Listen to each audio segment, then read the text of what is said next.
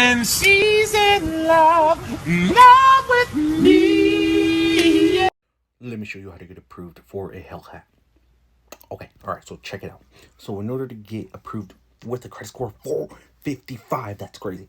Anyway, you have to have, if you're in that situation, you need to be able to have a repayment history. So that means if you were past due on your loans like a year or maybe 9 months ago, and now for like maybe the last 6 months, you've been paying on time, that will help you. Or maybe let's say if you had collections and then you cleared up paying the collections, that will also help you because you have to have reestablished credit. That's what happened most likely to this guy. He was in a bad situation, but then he turned into a better situation.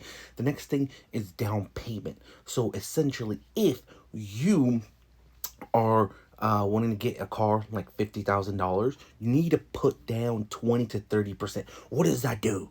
That pretty much reduces the risk, which is very important when it comes to approving someone for a loan, because they want to be able to assure that you're going to pay them back. And then if they see that you put more money down, they're like, okay, this person is not going to let this car go into repo. That's another thing. Another thing is your debt to income.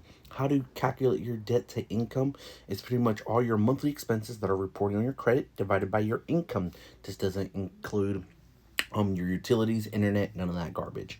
So you divide them. So an example would be if you make $5,000 and your monthly debt is $2,500. Essentially, 2,500 divided by 5,000 will give you 50%, which a lot of lenders do not want to exceed 50% when it comes to giving you a car loan. Sometimes even 40, but 50% I've seen that has been golden. So especially if you make a lot of money, this will help you. If you're not making too much money, then it might still help you.